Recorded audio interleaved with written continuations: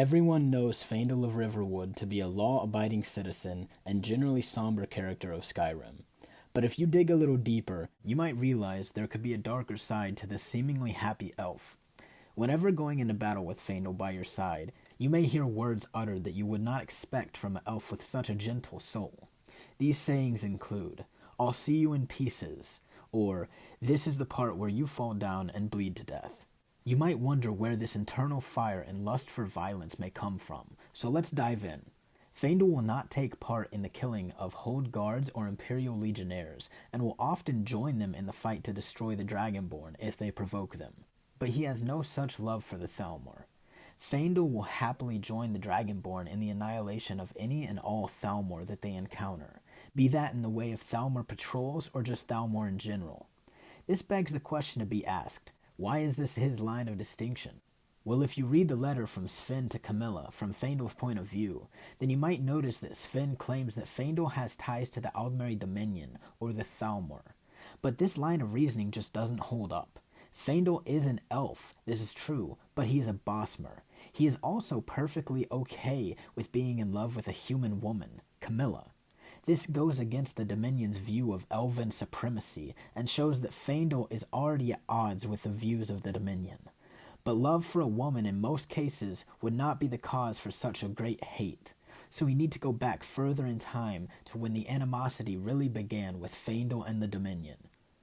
Back in the year of 29, in the beginning of the Fourth Era, there was a Thalmor-inspired coup to overthrow the local government of Valenwood, Faendal's realm of heritage. At this time, Faendal's father and mother were serving on the council of pro-imperial leaders in Valenwood. They would become quickly caught in the crossfire of this bloody coup. The day of the coup was everything but extraordinary. It was a warm day, the birds were chirping, the antelopes were moving gracefully through the trees, everything was how it should be, until the dead silence came. All life seemed to have halted in the presence of the atrocities that were about to be committed. Out of the silence broke the war cries of Thalmor raiding parties led by pro-Dominion Bosmer.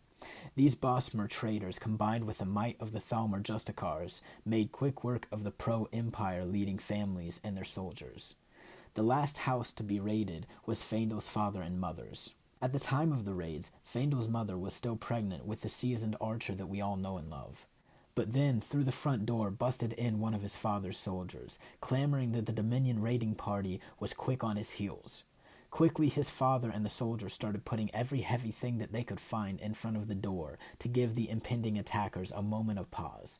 Faendal's father had seen the writing on the wall from the political turmoil between the Dominion and the local government, so he started building ways to escape from their family home that would be concealed, but he did not expect for things to come crashing down so soon.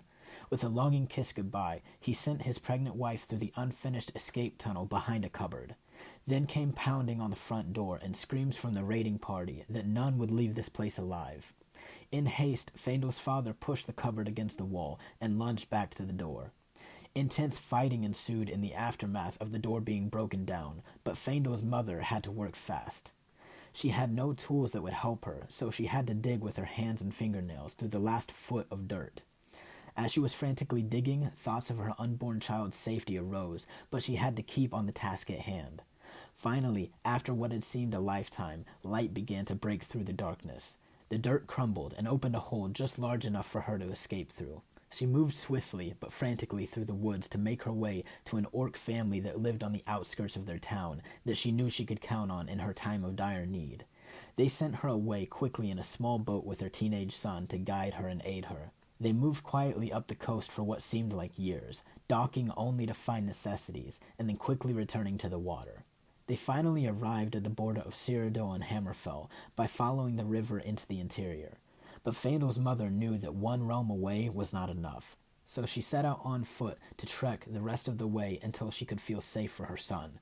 The young orc decided to go back to Valenwood to ensure the safety of their family in his absence. Making her way through the treacherous mountains that border Cyrodiil and Skyrim, she felt that the baby would be coming soon. She stumbled her way into a Nord village named Falkreath. They gave her care, and she told them of the atrocities that were committed against her and her family in the name of the Thalmor. She gave an account of her journey to these kind Nords before giving birth to Faendal and giving up her life in the fight. The Nords took care of Faendal, and in the memory of his ancestry, ensured that he had the chance to become a skilled archer. When he was nearing the age of becoming a man, they told him of the story of his origins. Faendal's spirit was crushed with the thought of his family, but also enraged at the Dominion for being the hand that orchestrated their turmoil. He set out that day to find his own way in life. He explored Skyrim almost completely before stopping in a small town for rest beside a river. This town was named Riverwood. It was here that he met the love of his life, Camilla. She would inspire him to settle down and buy a home. He would do anything to be beside her. He found happiness with her here, but never let go of that small piece of him that had hate for the Dominion. Then he met you, the Dragonborn, and one way or another, you changed his life forever.